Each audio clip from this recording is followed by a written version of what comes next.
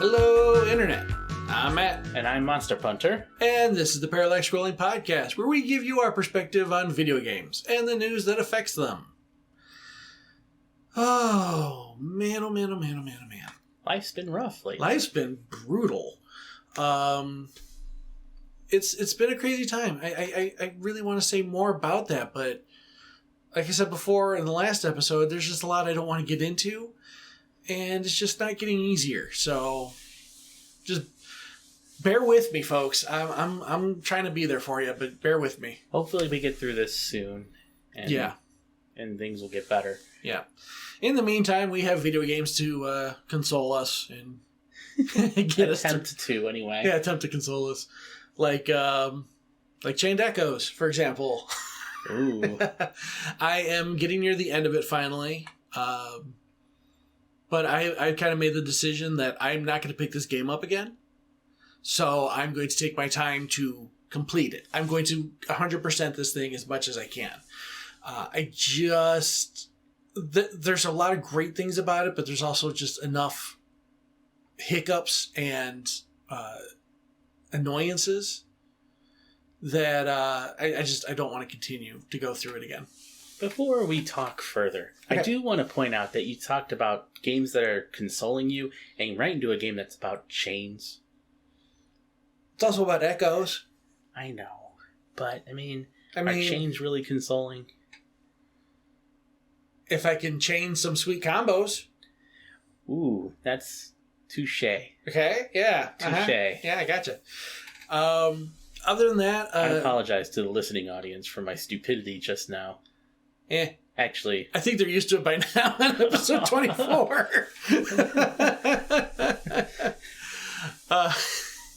But aside from Chained Echoes, I actually played it yesterday. It was not a very long game at all, but I played Donut County. Donut County. It is a very quirky game. Is it occupied by nothing but police officers? They're in there. No, I thought it was pretty good. Yeah, joke. No, they're in there, and it's that joke runs rampant. Okay. Imagine, if you will, Katamari Damacy. But instead of rolling a ball and picking up stuff, you have a hole that you drag along the ground, and as stuff falls into it, it gets bigger. And so each level, you got to try and find a way to... less skill, in other words. No, there's still a lot of skill, because actually at some point you get an upgrade that allows you to shoot stuff back out.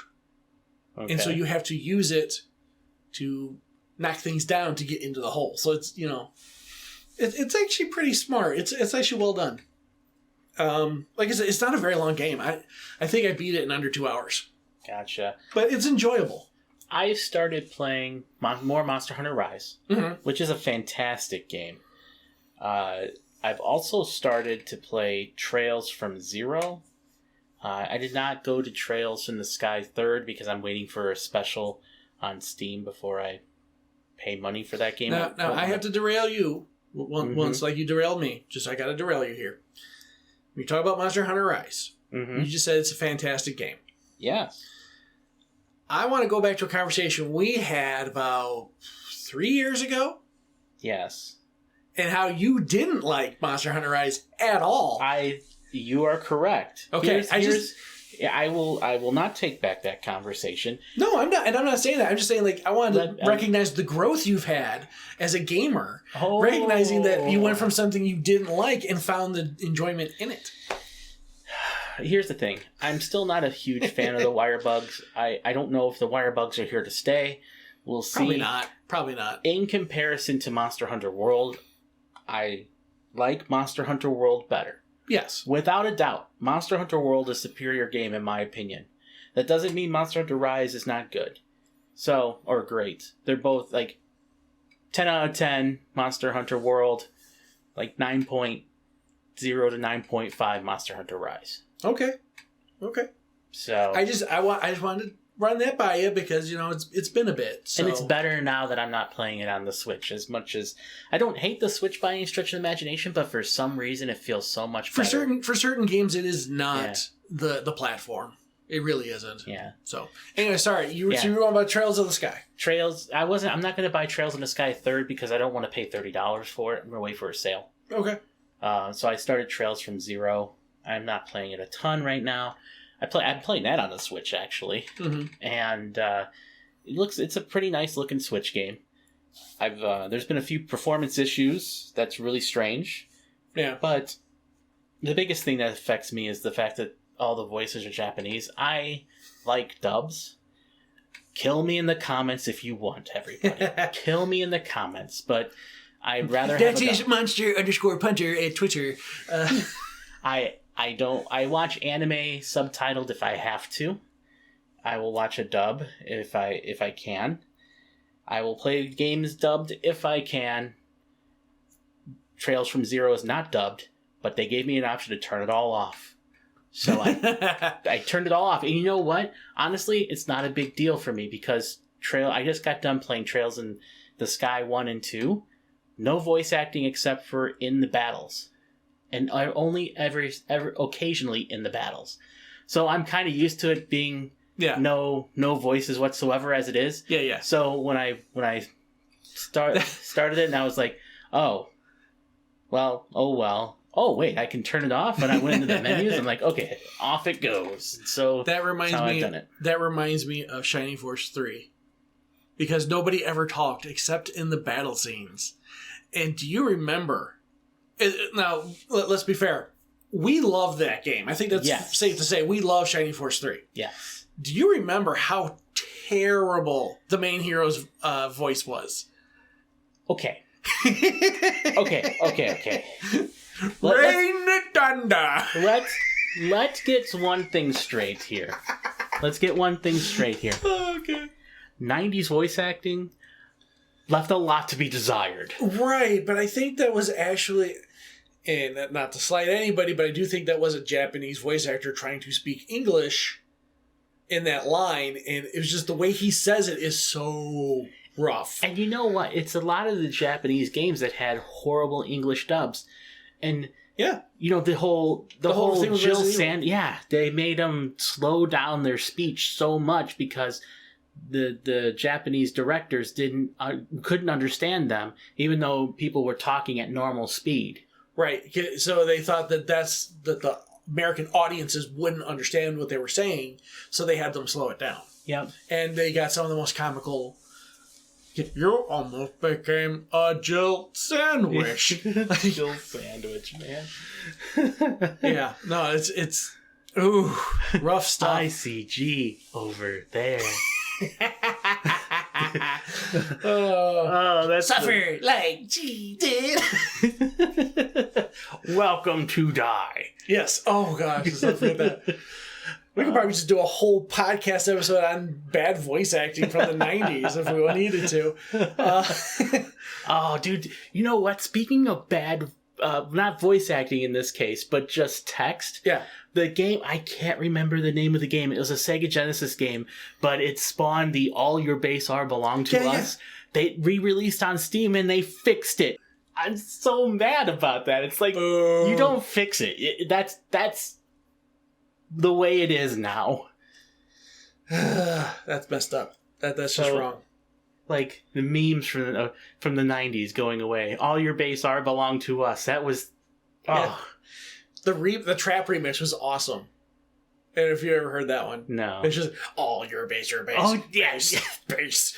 All your base are belong to us. Yeah. Like that's such a great song. That was really it's still good. Great. It's still great to listen to. That was really really good. Then the ever famous congratulations. Yeah, no, I think I told you about this before. Last time we got to meet up, we didn't get to record, but we did a chance to meet up.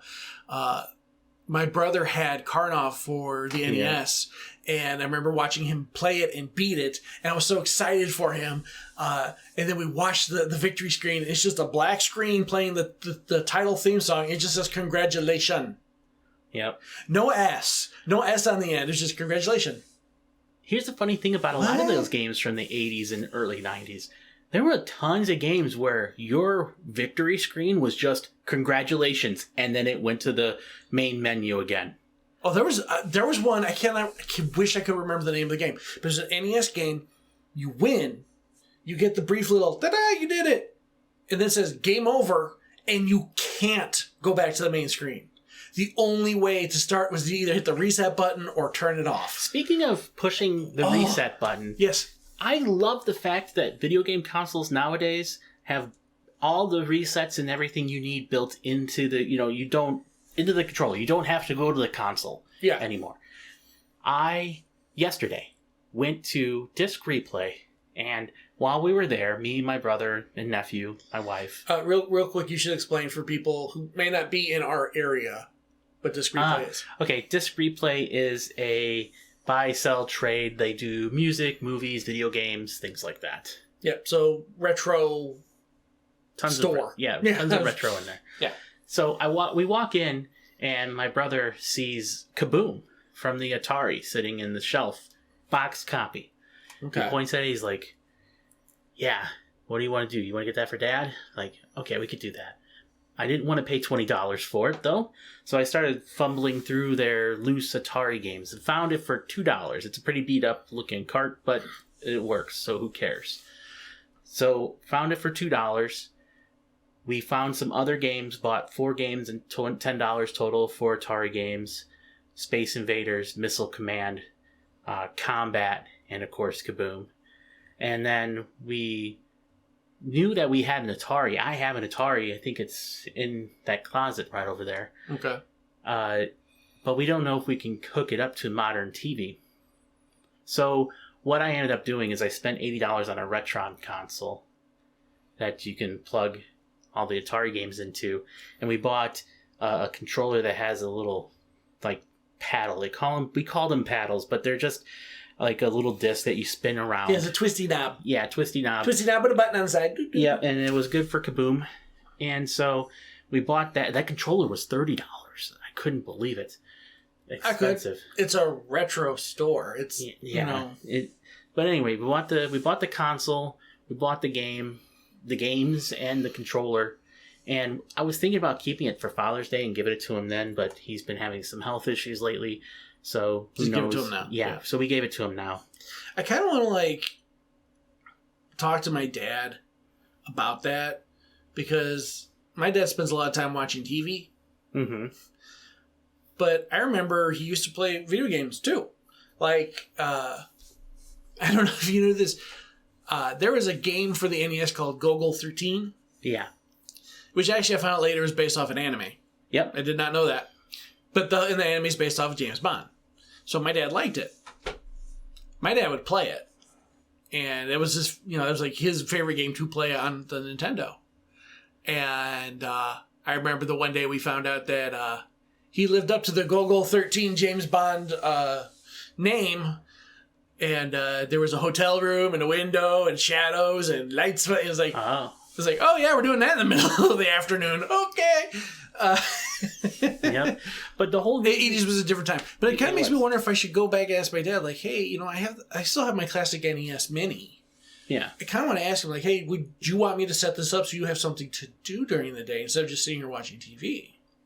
I'll find out. It doesn't hurt to ask. Yeah. But the whole reason I even brought this up, and I talked about it being great to have do everything from the controller nowadays, is these Gen 1 consoles and early Gen consoles, even up to Nintendo, Sega Genesis, and Super Nintendo, they had functions that were on the console themselves. Yep. The Atari, the Retron console that we bought has 5 or 6 buttons on it. Yeah. And so when we would play Space Invaders, someone would lose, and in order to start another game, you had to push the reset button on the console. Mm-hmm. So my dad sits 15 feet away from the TV. So that's the bad thing about it, is if he ever wants to play it, he's going to have to... He's got to get up, and it's harder for him to do. I hope he will play it, but... for combat, to pick the different game modes, you have to push the game mode button on the console, among other things. Yeah. And so, thank God that systems are not made that way anymore. What's kind of funny is, I think it's a smarter idea for them to have done, to put the reset features into controllers now, because video game rage in its entirety is, I think, a less dangerous thing now. Are you kidding me? Video game rage is... Okay, but here's the thing. So I want to rage, and I want to turn off the system, and I don't get up and go to the console and, like, turn it off. I do it from the controller. Maybe I'd ruin the controller in the process.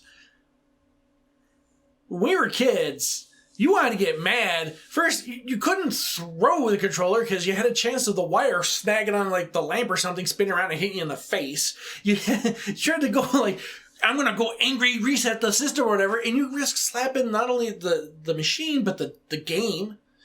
You risk damaging so many things in video game rage when we were younger than you do now.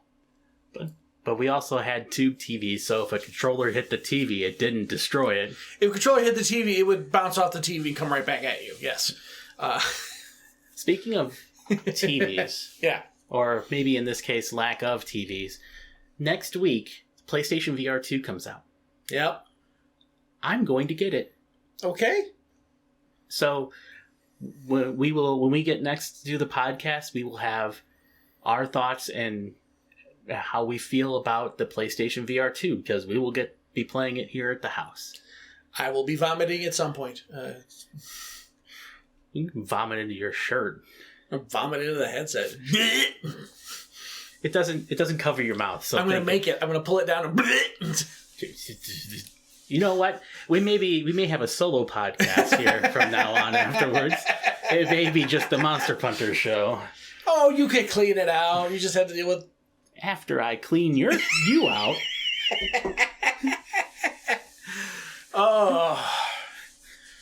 Hey, speaking of getting cleaned out. Uh-oh. Segue. Well, we won't go into much more of this news information. I just want to briefly bring this up. But Bobby Wah Wah Kotick. Oh, gosh. Cry Bobby. There we go. Cry Bobby. Cry Bobby Kotick. There we go. Cry Bobby Kotick basically is trying to throw Sony under the bus, saying, hey, you're sabotaging this deal, and this is unfair, and if this deal doesn't go through, I'm going to stick around and poo-poo on everybody, and he's just basically having a temper tantrum in the public eye. It's kind of disgusting, kind of terrible. Don't really want to deal too much on it, but I thought it was a great segue to get us into the news, to say, hey, Bobby, go away. Just do us all a favor and go away. I don't think he's helping his situation whatsoever. He's not. But it did make me think about something. And I think I brought this up to you. If the acquisition doesn't go through, what's to stop Activision, especially with somebody like Bobby in charge, who is a spiteful individual? What's to stop him from going forward and saying, yeah, well, you know what? Sony, you were worried about this happening? Well, too bad it is happening, and we're not going to put our games on your system no more. 2 reasons why I think he would still put games on the PlayStation. Number 1, contractual obligations that he's currently under. Well, even if, or Activision Blizzard are currently under. Yeah. You have to fulfill those unless you feel like being taken to court and being sued. And then number 2, and probably more importantly, there's too much money at stake, and you don't want to make your investors mad. True. But at the same time, I don't know. Like, I think he's so much of a wild card at this point because of that. Like, he could do it, he could not. He could. It's very possible. We live in a world where that is a possibility, but, at the end of the day, I think the 1 is for sure something that you can't violate, and number 2, you get some activist investors involved, and things can get ugly for the CEO, and that really quickly. True. So we'll see what happens with that. But speaking of things going and getting in trouble for the CEO, you had a story about a lawsuit for a certain big video game company, I believe. Yes. Speaking of Sony, anyway. Like I'm trying to feed it to you. I'm just trying to feed it to you. So there's a lawsuit going on in Europe against Sony and their online store for the PlayStation about being charged too much to have things on there. There's a 30% commission that Sony takes. This is a common percentage that's actually done by people like Microsoft, Sony obviously, Microsoft, Nintendo, even Steam. They take a 30% cut. So if you buy a game on one of those platforms for $10, $7 is what goes to the maker of that game. And so this lawsuit is trying to recover money for us, right? Well, we're not in Europe, but if you were in Europe, they would say that the fee is usury, meaning it's way too high. And so let's say that they determine the fee to be 10% instead, you get refunded $2 back straight to you. This wouldn't be going to it's a class action lawsuit, I should say that too. So in theory, the $2 would be going back to you, not to the developer. Right. Now, would this perchance happen to be part of the argument they had before, where Sony was raising the prices of their games to $70, even though the conversion rate isn't exactly 1-to-1? No, this is about the store and how much they charge to put things on there specifically. Okay, I just figured like the two were connected somehow. But... Not in this case. Okay. But there have been cases about this in the past, and you'll remember that Epic sued Apple because they wanted to sell Fortnite skins and everything, not through the Apple Store, and pay the 30%. And it, interestingly, like the ruling in there, and I'm paraphrasing, there's no proper way to gauge, because there's no competition on the platform, to know, or there's no way to properly gauge if your fee is fair. Other people on other platforms are charging 30%, but since you have a closed platform and there's, if you want to put something on there, you have to pay your fee. How do you know that's actually a fair fee? The same thing can be applied to Sony here. You buy a PlayStation. You want to buy a game for your PlayStation digitally. You got one place to go. And so we'll see what happens. The things changed for Apple afterwards. You'll remember that they changed their fee from 30 to 15% for the majority of things, or maybe that's maybe I'm thinking Steam in this case, but there have been people who have done some different things. So we'll see what comes of this. It's the European law. I don't pretend to know anything about European law, but something I think we as gamers should pay attention to. Yeah. I mean, there's so much there, I think. I think there's so much at stake there. We could be seeing something that might reverberate through the industry. It might even force... I was just thinking about this as you were talking about it. It might even force the idea of, well, if I can set up an online shop for you to buy your PlayStation games digitally, to play on your PlayStation system, would they be able to set something up like that in the future? Who knows? It's going to be interesting. I think it's just going to be interesting. Rag on Windows as much as you want, but the fact that you can go to any site and download programs and do what you want is probably, its biggest strength and weakness at the same time. Absolutely. Here's how, if I was to envision the future, how this would, the end game. Let's say they come back and say, you know what, Sony, you're charging too much. What's the end game, right? They get all the Infinity Stones. That's okay. And half of the gaming goes.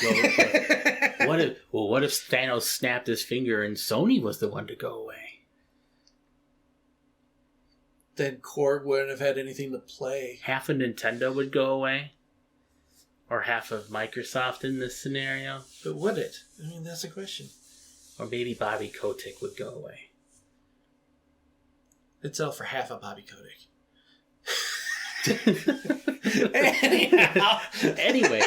Anyway, the way I see this coming down is probably vouchers, kind of like what you see with Steam. Like, you can buy keys to to Steam games elsewhere, right, for a cheaper price, and then ultimately Humble Bundle. Yes, yeah, and then you can use them on the platform, and in theory pay less for the games, but. Who knows? I don't know how that ultimately would work. But I mean, I think that would be a great thing to happen. because then that would force Sony, that would force Nintendo and Microsoft to be like, okay, well then, if we want to combat this or be competitive with this, we need to offer better rates than what we've been offering. It might be the only way the GameStop can survive. Ooh. That's a good thought. Because as much as I hate to sit here and say this, with every fiber of my old school gamer being here, I think everything's eventually going to be digital. I will fight it till I can't fight it anymore, but I will buy my games physically till you cannot buy them physically anymore. Yeah. I see it. I think it's... I just don't think it'll have as much of a appeal, but I still think it'll happen. Yeah. But anyhow, what else you got? You got some other stuff. Well, speaking of games going digitally. Yes, that's a great segue. We don't work on these people, just so you know. Wait, what? We're supposed to work on this? Well, if you consider this working. I would hope to one day. With our support from our Patreon. Well, we don't even have a Patreon. Don't even go there. I do. Okay, he does. I take that back. I don't know nobody put money on it, but I got it. Well, there was confusion earlier this week about Redfall only having codes in the box. So you would go to GameStop and buy a retail box copy of Redfall. Open it up. It's just some codes. Yeah. Well, and this came from the game's website. And they made a very confusing... Yes, they put out a very confusing statement saying, just a digital code, guys, and that physical copy. Yeah, this is definitely one of those congratulations you played yourself moments. Right. They have backtracked on this and said, actually the Xbox version is going to have a Blu-ray disc. But if you want all the extra goodies, you're going to have to get the code, and we'll include that. But everyone else, still, and that's what makes it weird, anybody else, like your PC players, if you're going to buy a physical copy, don't. Yeah. There's no point. You're literally going to buy a box with a piece code of paper in it. Yeah, that's the PC version, though. But PC gamers have been... how big is the PC gaming section at any place nowadays? It's literally like just a handful of titles nowadays. Yeah. Sure. PC is basically completely converted to the digital future, and so the fact that no one's even talking about the PC only having a code in the box. They're talking about the Xbox One having a code in the box. That's true. You are correct. They've already... It's not a big deal for them. You video game purists, start arguing with everybody. Come on. Argue for everybody and against everybody. Come on. So, yeah, I think... it's probably going to be the Xbox One version of Redfall, and so technically if you have an Xbox Series console or Xbox Series X console, it'll download the Xbox Series X version anyway, so you won't be playing the Xbox One version. But you know what? It's stupid. Let's just call it as it is. It's stupid. It is. You know what else is stupid? No. This stupid article. Got another Sagu here. This one comes out we got it from MSN. It's technically... Is it an editorial? Would you consider this an editorial? MSN is like a site that you can... It's like Yahoo, where other places that, do news and stuff can, it's like a conglomerate. They bring us stuff together. This is actually from Metro. From Metro. Okay. So from Metro... Some moron who will remain nameless because we don't know it. Nameless. Because we don't. We do. It's you do? on there. Oh, yes. To someone we know? No. Anyhow, this dum-dum is saying that if the Microsoft acquisition doesn't, the whole acquisition doesn't go through. Just leave it at that. The whole acquisition doesn't go through. That Microsoft should sell Xbox to Sony. I don't have words. I have words. I'm not going to utter them on this podcast because I'm trying to keep this as family friendly as possible. Okay, I say I don't have words, but how do I put this? Their argument essentially boils down to this. Microsoft's Xbox division isn't making them money, They have all these other profitable businesses, so they should dump that line of business and worry about other things. Now, before anybody comes to rush to the aid of this article, keep in mind, Microsoft hasn't been making money off of Xbox.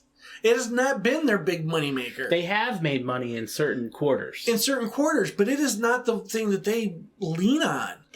No. Same with Sony. Sony doesn't lean on the PlayStation as much as they should. Actually, or is it the reverse? In Sony's case, it's actually the reverse. Okay, yeah, so it's the TVs that are not doing as good. I'm sorry, my TVs bad. bleed money like crazy. Great TVs, by the way. Sony makes great TVs. It's the video games that make them all the cash. Okay, yes. So yeah, it's the reverse scenario. So you can't. It's apples and oranges. But to sit there and say that, this game company's, this is so pro Sony that it's kind of disgusting. Now, I should make this note. Yeah. Get this out there.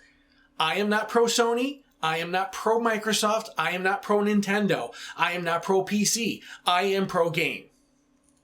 Okay. I love games. I love good games. And if I don't think a game is good, I'm going to tell you why. And I'll try to give every game I can the benefit of the doubt. This is a dumb article. This is a dumb idea. This is a poorly thought out concept. And it is an argument that people have tried to argue with since the battle between these two began. Well, people have been talking about this since forever. They're like, what if Sega and Nintendo teamed up? Right. But I'm talking about just the simple Microsoft-Sony battle. Ever since they started, like, well, what if the one company bought the other? It's a dumb argument. It has no merit. And, shame on Metro for even giving this, space on their website. This is just bad. It is. It's a bad take. Bad. It's a bad take. It's really bad. Yeah. So, here's my opinion on the whole deal. If Microsoft doesn't get the acquisition, so what? Then Microsoft doesn't get the acquisition. They have enough money to build studios from scratch. They really do. They do. And they'll be fine. And yes, Microsoft is laying off people left and right, but so is Sony, so is Nintendo. They're just not being advertised and marketed.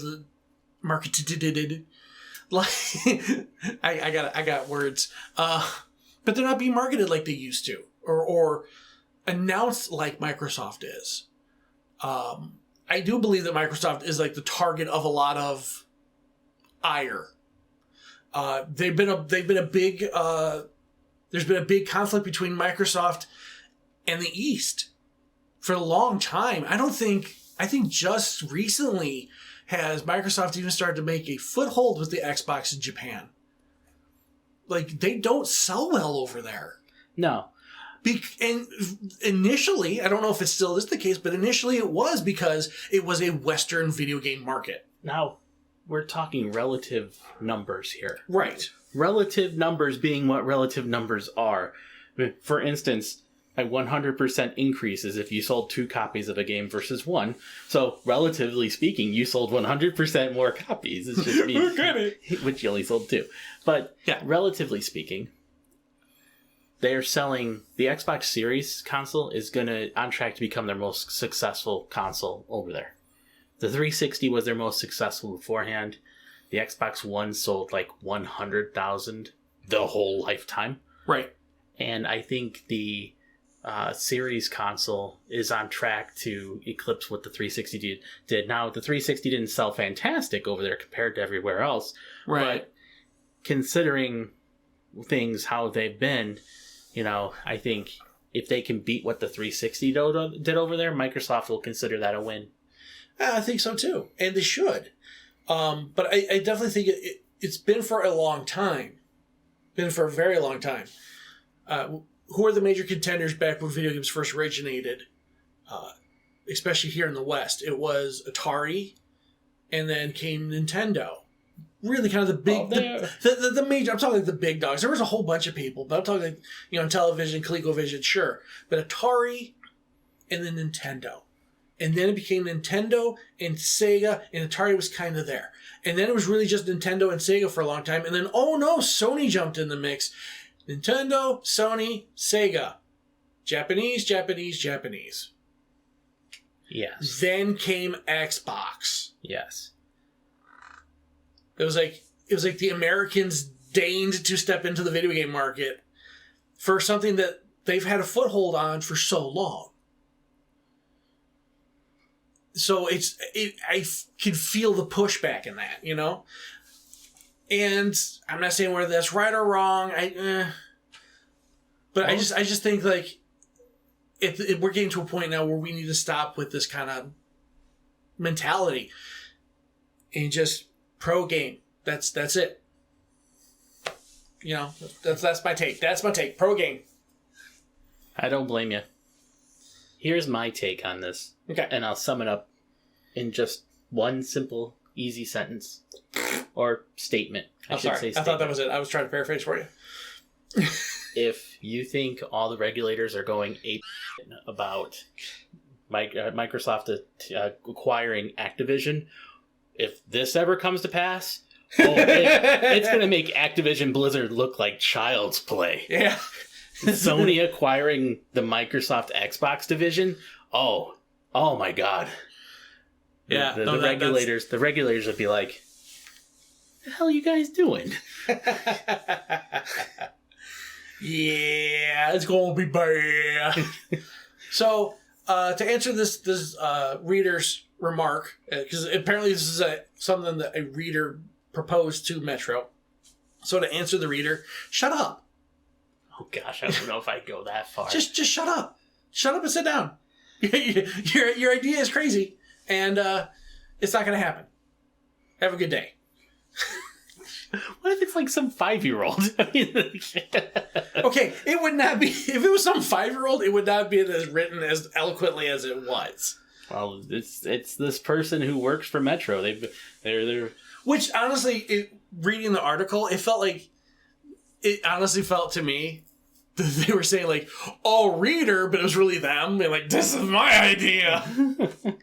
I guess we'll see how it goes. So yeah, but that's really gotta leave it there. You gotta leave that there. Gotta leave it all there. Let us know what you guys think in the comments down below. For a completely unrelated conversation later, there might be changes to YouTube. We don't know. So it might affect us in the future, but that's in the future. So for now, leave us comments, give us likes and support. Tell your friends about us. Tell your cousins. Tell, the dog. Tell the dog. You know that one guy you don't like at work? Don't tell him. Tell everybody but him. And just keep listening. We'll try to get these out as often as we can. And we appreciate you. And beyond that, have yourselves a fantastic day. And we'll see you guys in the next one. Take care. Later.